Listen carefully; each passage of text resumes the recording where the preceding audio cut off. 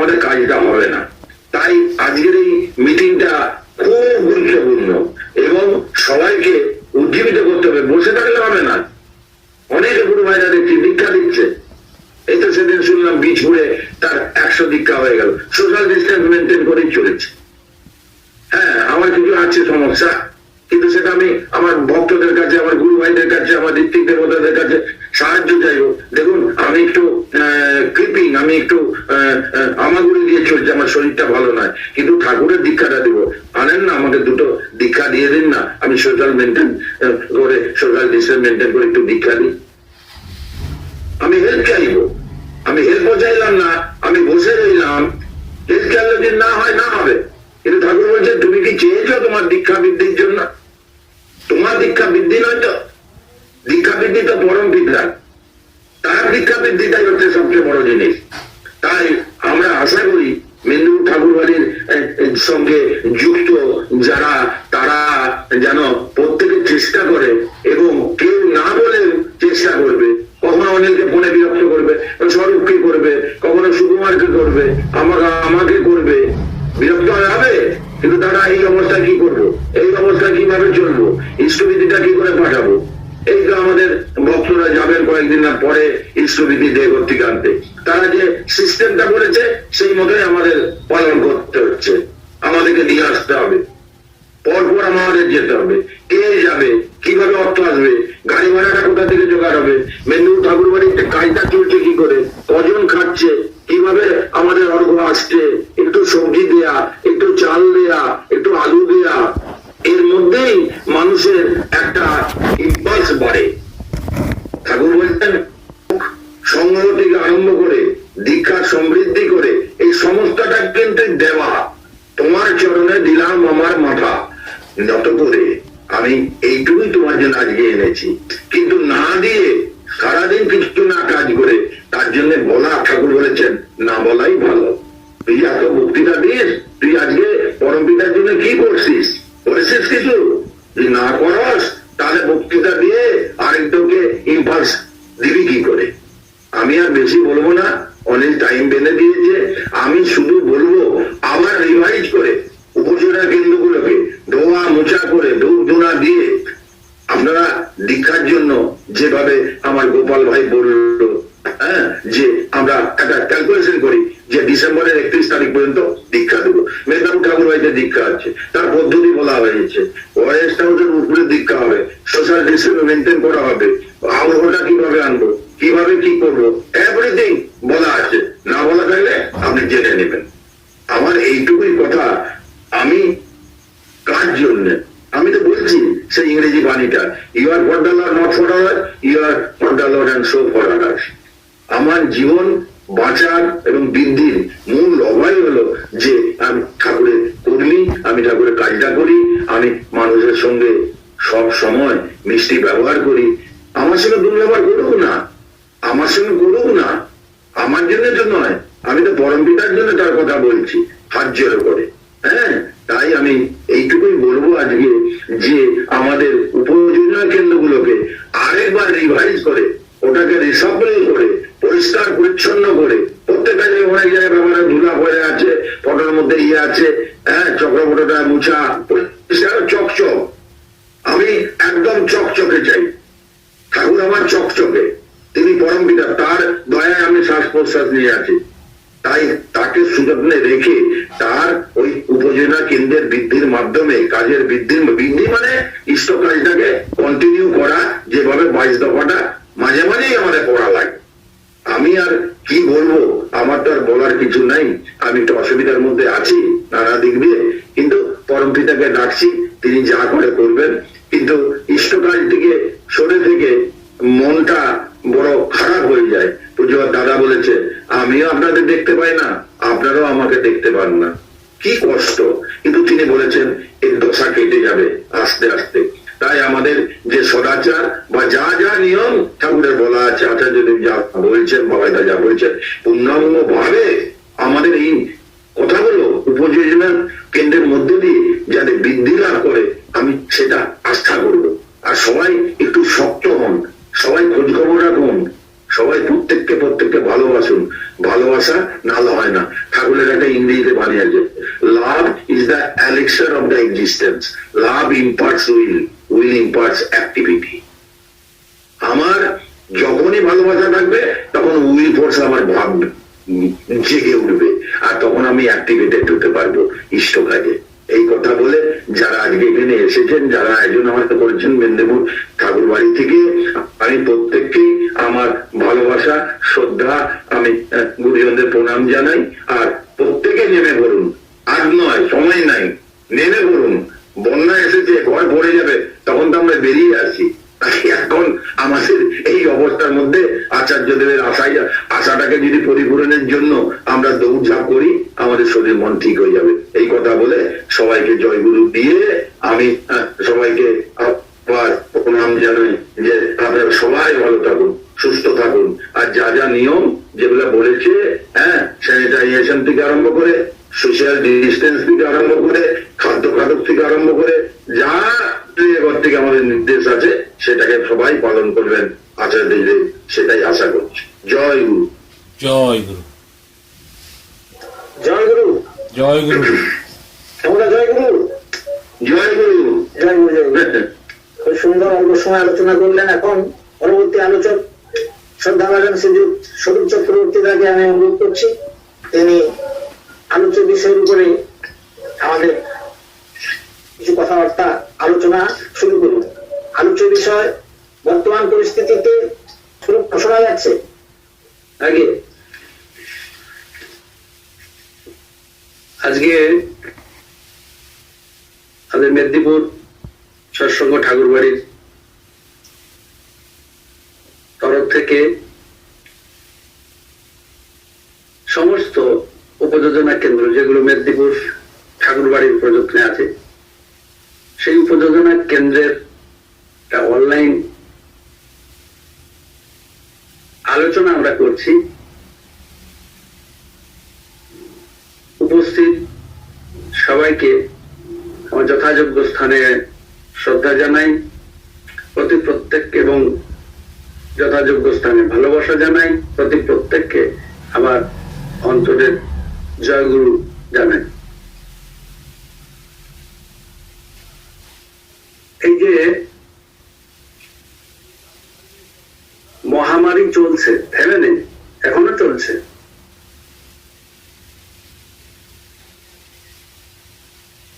আমরা থমকে গেছিলাম সবাই, কিন্তু জীবনের থেমে যাওয়াটা জীবনের বৈশিষ্ট্য তো নয়, গতিশীল থাকতে হবে আমাদের সবাইকে। তাই স্বয়ং আচার্যদেব এই অনলাইনে আমাদের সৎসঙ্গ, বিভিন্ন মিটিং, আলোচনা সবই তিনি অনুমোদন করলেন। আমরা সবাই দূরে আছি বটে, কিন্তু আমাদের কোনো কিছুই স্থিমিত করতে পারেনি, আমাদেরকে দমিয়ে দিতে পারেনি। আমরা সর্বদা ভাবছি যে তিনি আমাদের সাথে আছেন, তাকে আমার ভিতর জাগ্রত করে রাখার দায়িত্ব আমার নিজের। আমি আমার চলাফেরা করার ভেতর দিয়ে তাকে যত জাগ্রত করে রাখতে পারবো আমার ভেতর, আমি অন্যকেও, যেটা শ্রদ্ধেয় ক্ষমতা বললেন, অন্যকেও সেই ইম্পালসটা দিতে পারবো। শ্রদ্ধেয় সুকুমার মাঝিদা, শ্রদ্ধেয় আমাদের ক্ষেমেন্দ্র মজুমদার দা ক্ষেমুদা সবিস্তারে ব্যাখ্যা করলেন। আমরা সবসময় বলি, সবাই বলি যে তাকে ডাকি, তার তপবিধানের একটা বাণী আছে, তাকে ডাকা মানেই তাতে লক্ষ্য রেখে তার গুণে উন্নীত হয়ে ওঠা, সার্থক সঙ্গতি নিয়ে, সার্থক সঙ্গতি নিয়ে। আমরা তাকে জাগ্রত করে রাখতে পারি তার নির্দেশগুলোকে পরিপালনের ভিতর দিয়ে। তাই বলে উষা নিশায় মন্ত্র সাধন, চলাফেরায় জপ, যথাসময় ইষ্ট নির্দেশ মুক্ত করাই টপ। তার সেবক আমি, তার সেবা করার জন্যই আমার জীবন। তাই তিনি যাতে প্রীত হন, খুশি হন, সেইটা যদি আমি করতে পারি তাহলে আমার জীবন সার্থক। শুধু তাই আমার নয়, এইটা করার ভিতর দিয়ে আমার মঙ্গল হয়। আমরা বলি মঙ্গলময় দিন, তিনি চিন্তা করছেন। তাহলে আচার্যদেব যদি আমার মঙ্গলটাই চিন্তা করেন, আমার মঙ্গলের জন্য আমার বেশি ভাবার নাই। আমি মঙ্গল তখনই সম্ভব যখন তিনি যা বলেন সেটা করি। এই পরিস্থিতিতে আমরা রক্ষা পেতে পারি যখন আচার্যদেব যা বলেছেন সেইটাকে যদি মেনে চলার চেষ্টা করি আমরা, তাহলেই রক্ষা পেতে পারি। এই জন্য আমার নিজের রক্ষার জন্য নিজেকে বেশি বুদ্ধি, কায়দা, কসরত কিছুই করতে হয় না। তার উপর নির্ভর করে, তার উপর নির্ভরতা বাড়িয়ে তিনি যখন যেটা বলেন সেটা করলেই আমরা সবাই রক্ষা পেতে পারি। তাই এই অবস্থাতে তিনি যা যা বলেছেন সেগুলো করতে হয়। স্বাভাবিক ভাবেই আমরা সেদিন কয়েকজন ছিলাম, আলোচনা হচ্ছিল যে উপযোজনা কেন্দ্রের কিছু দাদা মায়েরা বলছেন যে উপযোজনা কেন্দ্র বাড়িতে করে বড় সমস্যা হলো, সব রকম কাজের দায়িত্ব আমাদের উপর আসছে। আমি বলি কি যে একটু যদি আমরা চিন্তাটা একটু ঘুরিয়ে নিই, তারা ফোন করে আমাকে বলছেন এইটা করার জন্য। সেটা অসন্তুষ্ট না হয়ে যদি আমি ভাবি যে আমার বাড়িতে উপযোজনা কেন্দ্র হয়েছিল বলে, বা আমরা কয়েকজন মিলে একত্রিত হওয়ার একটা জায়গা পেয়েছি বলে আমরা সমবেত ভাবে কাজ করার একটা সুযোগ পেয়েছি, এইভাবে যদি ভাবি তাহলে জিনিসটা অত্যন্ত সহজ হয়ে যায়। এবং সেটাই ভাবাই আমাদের কাজ, কারণ সেটা দিয়েই রক্ষা পাবো আমরা। বাকি কিচ্ছু হবে না, টাকা পয়সা, ধন দৌলত কিছুই রক্ষা করতে পারবে না, একমাত্র তিনিই পারেন রক্ষা করতে। তাই এই অবস্থাতে পরম পূজ্য আচার্য দাদা বলছেন যে আমাদেরকে এমন শক্তি সঞ্চয় করে নিতে হবে যে আগামীতে বৃহৎ কাজে নামতে হবে। যেগুলো আটকে আছে সেই কাজগুলো দ্রুত সেরে ফেলতে হবে। আবার সেই কাজগুলো আস্তে আস্তে করে শুরু করার তিনি ইচ্ছা প্রকাশ করেছেন, সুযোগও দিয়েছেন। কাজ হচ্ছে সব জায়গাতেই, অল্প অল্প করে। আমরা কতগুলো জিনিস আবার নিজেদের মধ্যে বারবার আলোচনা করার প্রয়োজন আছে বলে মনে হয়, যেগুলো এই উপযোজনা কেন্দ্র কেন খোলা হলো, এই উপযোজনা কেন্দ্রের ভূমিকাটা কি। যেখানে উপযোজনা কেন্দ্র আছে সেই উপযোজনা কেন্দ্রের দাদারা মায়েরা একত্রিত হয়ে পরম পূজনীয় বাবাইদা যে নির্দেশ দিয়েছেন সেগুলো আমরা বারবার পড়ি। যেমন আমরা শত অনুজ্ঞা নিয়ে সংকল্পটা পড়ি বারে বারে, যে কেন শিশি ঠাকুরের উপর চন্দ্র গ্রহণ করলাম, কেন উপযোজনা কেন্দ্র খোলা হলো। এই উপযোজনা কেন্দ্র খোলার কি শুধু ইষ্টভীতি নেওয়া? এক কথায় বলা যায় আমরা আরো ইষ্টমুখী হয়ে উঠি, নিজে, সপরিবার, সপারিপার্শ্বিক, সপরিবেশ। সেইটাই হচ্ছে উদ্দেশ্য উপযোজনা কেন্দ্রের। আমি আমার ঘরটায় শুধু ইষ্টমুখী হয়ে উঠলাম, প্রতিবেশীটা হয়ে উঠলো না, সে দীক্ষা নাও নিতে পারে, কিন্তু তার একটা সেন্টিমেন্ট থাকবে ঠাকুরের প্রতি। আমার চলা বলা করার ভেতর তার আমাকে দেখেই আমার ঠাকুরের প্রতি তার শ্রদ্ধা জাগবে, সেটাও এক ধরনের যাচন। এই যে যদি করতে পারি আমরা, তাহলেই উপযোজনা কেন্দ্র খোলা সার্থক। আপনারা কিছুদিন আগে শিবানন্দ প্রসাদ দা এসেছিলেন আমাদের অনলাইনে মেদিনীপুর ঠাকুর বাড়িতে। তিনি বলেছিলেন যে আপনারা এক একটা উপযোজনা কেন্দ্র ঠিক করে পেলেন যে আমাদের এই মহল্লাতে, আমাদের এই পাড়াতে একটাও পরিবার অদীক্ষিত থাকবে না। আমরা এটা চেষ্টা করতে পারি, চেষ্টা করলেই হয়। আমাদের ঘরগুলোতেই কত দীক্ষা পড়ে আছে। এই প্রসঙ্গে মেদিনীপুর ঠাকুর বাড়িতে আলোচনা হয়েছিল, আপনারা এসেছিলেন আমাদের যে গেস্ট হাউসের হলে, সেখানে আলোচনা হয়েছিল। সেখানে আমি বলেছিলাম এবং বলেছিলেন সহজ পদ্ধতি তিনি দিয়ে দিয়েছেন। একটা পরিবার, তার পরিবারের, আমার নাম স্বরূপ চক্রবর্তী, আমার ফ্যামিলি কোড নাম্বার, আমার মোবাইল নম্বর, আমার পরিবারের সদস্য সংখ্যা, আমার পরিবারের দীক্ষিত কতজন, আমার পরিবারের সস্তনী কতজন, আমার পরিবারের নিরামিষাশী কতজন, আমার পরিবারের 12 বছর বা তদূর্ধ্ব দীক্ষা হতে বাকি আছে কতজন। তাহলে এই যে যদি এইটা আমাদের হাতে থাকতো, এইটা যদি আমাদের কাছে থাকে, তাহলে আমাদের আগামীতে তিনি যেটা ইচ্ছা প্রকাশ করেছেন, এই 3.5 কোটি দীক্ষার কথা তিনি ইচ্ছা প্রকাশ করেছেন আচার্যদেব। 3.5 কোটি একটা সংখ্যা মাত্র। আমি সেটা ভাবি যে এইটা একটা তিনি সংখ্যা সামনে রেখে একটা লক্ষ্য নির্ধারণ করে দিয়েছেন। কারণ আবার পদ্ধতিও বলেছেন যে 3 কোটি দীক্ষা হয়ে গেছে, তাহলে প্রত্যেকে 1-2 জন করে যদি যাজন করি তাহলে সহজ হয়ে যায়। তাহলে উদ্দেশ্যটা কি? যাজনমুখী হওয়া। এইটা তাকে প্রীত করার জন্য যখন আমরা দীক্ষার জন্য চেষ্টা করবো, তার মানে আমরা প্রত্যেকে যাজন করবো, আর যাজন করতে গেলেই যজন হবে। যজন ছাড়া যাজন হবেই না। বলেন মূল খেলে মূলর ঢেকুরি উঠে। তাই ঠাকুরকে নিয়ে যদি চলি আমি, তাহলে ঠাকুরের কথাই বেরোবে। তাহলে এই যে আমরা আমাদের নিজেদের ভিতরেই, পরিবারের ভিতরে কতগুলো অদীক্ষিত লোক বসে আছে, সেটাই আমরা খুঁজে মানে দেখলেই অবাক হয়ে যাবো যে এত দীক্ষা পড়ে আছে। আবার আমি এই উপযোজনা কেন্দ্র এই পাশাপাশি কত বাড়ি আছে যেগুলো অদীক্ষিত বাড়ি আছে, তারও লিস্ট আস্তে আস্তে করে ফেলতে পারি। সেগুলোতে আস্তে আস্তে করে যেতে পারি। কেমন করে যাব? সেগুলো পরিস্থিতি যখন আস্তে আস্তে স্বাভাবিক, এখনই সব না, ধীরে ধীরে ধীরে ধীরে করে করতে হবে। নিজেদেরকে সুস্থ থাকতে হবে, যা যা বলছেন সেগুলো করা। আমরা দেখছি বহু গুরু ভাই বিনা মাস্কে ঘুরে বেড়াচ্ছেন, তাহলে আমি যাজনটা করবো কি? আমাকে তো মানুষ দেখছে।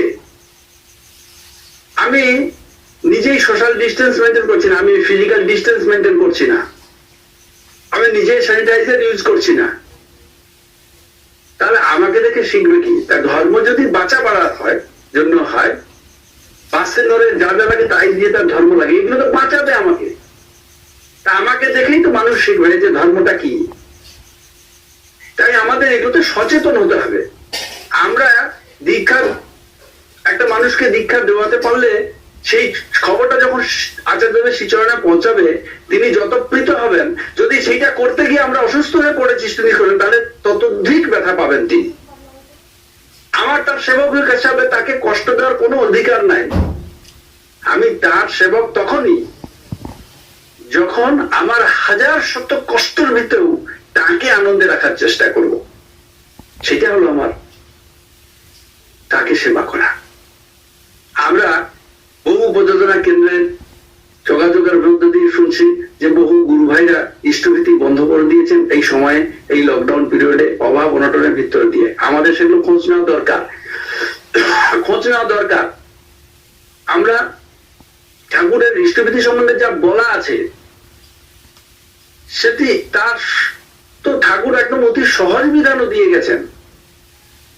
সেই পদ্ধতিগুলি যদি আমরা বলি যে এইভাবে ইষ্টভীতি করা যায়, তাহলে তাই ইষ্টভীতির ব্যত্যয় হয় না। তার ইষ্টভীতি তার যে ব্রত, সে ব্রতচ্যুত হয় না, সে ব্রতভঙ্গ হয় না। তার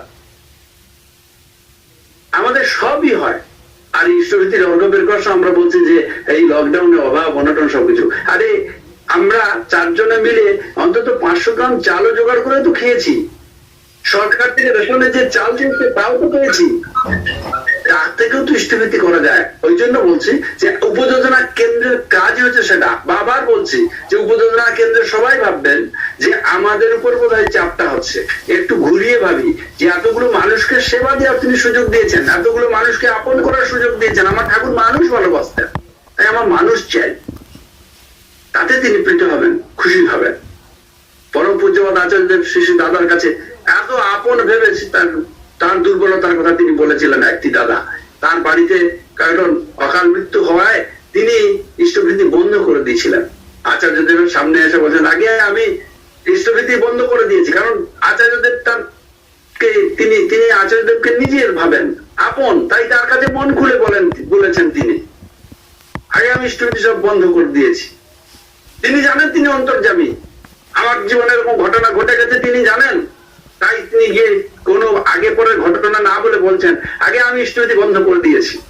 আচার্যদেব বললেন যে যখন সন্তান ভয় পায়, ছোট্ট শিশুরা দৌড়ে গিয়ে মায়ের আঁচলে, মায়ের কোলে ঢুকে যায়। কেন জানেন? সেটা হচ্ছে নিরাপদ আশ্রয়। ঠাকুরও তেমন। সব বিপদ যত ভয় আসবে কেন, তার কাছেই যেতে হয়। নিরাপদ আশ্রয় হলো সেটাই। তার প্রতি এত নির্ভরতা, সন্তানের তার মায়ের প্রতি এত নির্ভরতা, এত বিশ্বাস, যে সেখানেই সে দৌড়ে যায় প্রথম। তাহলে আমার নির্ভরতা বিশ্বাসটা এত কম। ঠাকুর বলেছেন আমার জীবনে কোনো অঘটন ঘটেছে আমি সব বন্ধ করে দিয়েছি, এটা তো ঠিক না। তাহলে আমার যদি নির্ভরতা বিশ্বাসটা সেই ছোট্ট শিশুর মতো মায়ের প্রতি যেমন হয় সেই যদি থাকতো, তাহলে আমি ঠাকুরকে আরো আরো জোরে জড়িয়ে ধরতাম ঠাকুরকে। সে দাদাটি উত্তর পেয়ে গেলেন, চোখের জলে ভরে গিয়ে তিনি সমস্ত বুঝে গিয়ে আবার তার প্রায়শ্চিত্ত করে শুরু করলেন সবকিছু। কত সহজ উদাহরণ। আমরা এই ঘটনাগুলো আমাদের জানতে হবে, পড়তে হবে, জানতে হবে, তবে তো মানুষের কাছে বলবো ঠাকুরের কথা। তাই ইষ্টপ্রীতি, এই অভাব অনটনে ইষ্টপ্রীতি করতে পারছে না, এটা কোনো যুক্তি না। তার মানে আমি তার জন্য দায়ী, আমি তাকে ঠাকুরের প্রতি তার বিশ্বাস নির্ভরতাটা জাগাতে পারিনি, সেটা আমার দুর্বলতা। তাহলে আমাকে সেটা করতে হবে। প্রত্যেকটা মানুষের জীবনে বাধা অবসন্ন না করিয়া জীবন বৃদ্ধিতে জ্বলন্ত করিয়া তুলুক। তাহলে ঠাকুর আছেন আমার সাথে, কোনো বাধা বিঘ্ন আমাকে আটকাতে পারবে না। আমি যাবো আজ নাহলে কাল সেই সমস্যার সমাধান হবেই, সেই বিশ্বাসটা রাখতে হবে, পারবো। তাই তার ইচ্ছাটাকে বাস্তব রূপ দেওয়া হলো আমার তার সেবক হিসাবে কাজ। আমরা এই যে উপযোজনা কেন্দ্রের আলোচনা করছি, এই উপযোজনা কেন্দ্রে কাজ করতে গিয়ে অনেক রকম সমস্যা হচ্ছে, বহু সমস্যা হচ্ছে। সেগুলো আমরা ফিজিক্যালি শারীরিক ভাবে পৌঁছে যেতাম আগে, সেখানে গিয়ে গুরু ভাইদের সাথে আলাপ আলোচনা করে তার সমস্যার সমাধান করা যেত। এখন হচ্ছে না, সম্ভব হচ্ছে না। তাই এই যে আজকে আলোচনা হচ্ছে, কথাগুলো সব শুনলেন, এই নয় যে এটাই একটা সিদ্ধান্ত চাপিয়ে দেওয়া হচ্ছে, এটা একটা আলোচনা হচ্ছে। এরপরে আবার একটা মিটিং হবে। আমি শ্রদ্ধেয় খেমুদা আছেন, অনিল্লা, সুকুমার মাজিদা, আমাদের গৌতমদা বা সুকুমার পাউলদা, আমাদের শ্যামুল্লাহ, আমাদের অজিত বেরাদা, শ্রদ্ধেয় দাদারা সবাই আছেন। সমস্ত কর্মীদের কাছে অনুরোধ করবো যে একটা মিটিং করা হোক, যেখানে সমস্ত উপযোজনা কেন্দ্র তার আগে যোগাযোগ করবেন যে আপনাদের সমস্যাগুলো কি বলতে চান, নিজেদের মধ্যে আলাপ আলোচনার ভিতর দিয়ে সেগুলো সলভ করে ফেলতে হবে। আমি বলেছিলাম, কয়েকজন, আমি ছিলাম, সদ্য অনিল্লা ছিলেন, সুকুমার মাজিদা ছিলেন, আমি বলেছিলাম যে এই ছোট ছোট পকেট মিটিং এর মতো করা হোক। এই অনলাইনেই আসা সম্ভব, অনলাইনে 3, 4, 5, 6, 7টা উপযোজনা কেন্দ্রে পারস্পরিক ভাবে আলোচনা করা হোক যে তাদের কাজ করতে গিয়ে সুবিধা অসুবিধা কি হচ্ছে। পরের একটা মিটিং হোক, পরের দিন আর 5, 7টা উপযোজনা কেন্দ্রকে নিয়ে আলোচনা করা যাক, তারপর আরো আলোচনা। এটা সবিস্তার স্বাভাবিক ভাবে সবাইকে নিয়ে একটা হলো। কিন্তু পরে আমার মনে হয় যে আপনারাও সেটা মতামত প্রকাশ করবেন যে আমার মনে হয় ছোট ছোট করে সেটা করার একটা করলে বোধহয় ভালো। কারণ প্রত্যেকটা উপযোজনা কেন্দ্রের কিছু না কিছু সমস্যা আছে। আবার একটা উপযোজনা কেন্দ্রের সমস্যা শুনে আরেকটা উপযোজনা কেন্দ্র বলবো যে আমরা এই সমস্যাটা হয়েছিল সেটা এইভাবে মিটিয়ে ফেলেছি। তাহলে পারস্পরিক আমরা মত বিনিময়ের মাধ্যমে করতে পারি। আপনারা জানেন যে ত্রিপুরায় যে বিশাল বড় উৎসব হয়ে গেল, তার আগে পরম পূজনীয় বাবা এইভাবে করেছিলেন। উপযোজনা কেন্দ্রগুলোকে 2, 4, 5টা উপযোজনা কেন্দ্রে তিনি 2 দিন 3 দিন ধরে আলোচনা করেছিলেন প্রত্যেকটা উপযোজনা কেন্দ্রের। সেই উপযোজনা কেন্দ্রকে কিন্তু এইটা করতে গেলে আগে উপযোজনা কেন্দ্রকে ভাবতে হবে যে আমার উপর একটা বিশাল আশীর্বাদ এসেছে, আমার উপর মানে আমাদের উপর। এই আশীর্বাদটাকে বাস্তব রূপ দেওয়ার জন্য আমাদের লেগে পড়তে হবে। উপযোজনা কেন্দ্র সেদিন থেকে শুরু হয়েছে, আমরা পরে শুরু করতে পেরেছি, সমস্ত জায়গায় করে উঠতে পারিনি। এই মেদিনীপুর শহরে বিভিন্ন ওয়ার্ডে এখনো অব্দি নেই। সেই সমস্ত জায়গার ইষ্টভীতি গুলো কেমন করে কিভাবে হবে সেটা আমরা আলোচনা করছি। যে ওয়ার্ডে নেই সেই ওয়ার্ডে কোনো সক্রিয় দাদা যারা ঠাকুরকে ভালোবেসে চলেন, তার দয়া করে আমাদের সাথে যোগাযোগ করুন, সেখানেও উপযোজনা কেন্দ্র খুলে দেওয়া যেতে পারে। আমরা চেষ্টা করছি মেদিনীপুর শহরের প্রত্যেকটা ওয়ার্ডে এবং প্রত্যেকটা জায়গাতে যাতে উপযোজনা কেন্দ্র খুলে যায়। যেখানে অধিক সংখ্যক পরিবার ইষ্টভীতি দিচ্ছে সেখানে ইষ্টভীতি নিতে গিয়ে হয়তো অসুবিধা হচ্ছে, কেন লম্বা সময় ধরে নিতে হচ্ছে, আবার ব্যাংকে দিতে হচ্ছে। এগুলোকে যদি আরো ছোট করে 1, 2, 3টে করা যায়, শরৎপল্লী 1, শরৎপল্লী 2, বিধাননগর 1, বিধাননগর 2, 3, এরকম করে আমরা এগুলো করে ফেলতে পারি। কারণ প্রবীণা ভাইদা বলেছেন যত ছোট ছোট করে করবেন তত সমস্ত মানুষকে সাথে যোগাযোগ রাখতে পারবেন। আজকে শরৎপল্লী উপযোজনা কেন্দ্র যদি 100টা পরিবার দেয়, সেই 100টা পরিবারের খবর নেওয়া সবসময় মুশকিল ব্যাপার, কিন্তু এটা যদি ভেঙে দেওয়া যায়, ছোট করে দেওয়া যায়, তাহলে সেখানে কিন্তু করে দেওয়া যাবে এবং অল্প সময়ের মধ্যে। কারণ বহু দাদারা আছেন যারা এই কাজ করছেন, ইষ্টভীতি নিচ্ছেন, তারা তাদের অফিস আছে, স্কুল কলেজ আছে, অফিস আদালত আছে, তাদের যেতে হয় 10টার আগে, সেগুলো কমপ্লিট করে ব্যাংকে সেই দিনই দিতে হবে। সেই দায়িত্বপূর্ণ কাজ তারা করছেন নিষ্ঠা সহকারে। অত্যন্ত তাদের প্রতি শ্রদ্ধা হয় যে সমস্ত দাদা মায়েরা নিষ্ঠা সহকারে এগুলো করছেন।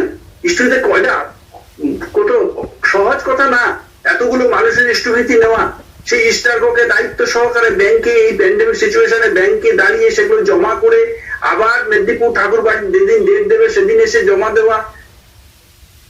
মানে আমার তো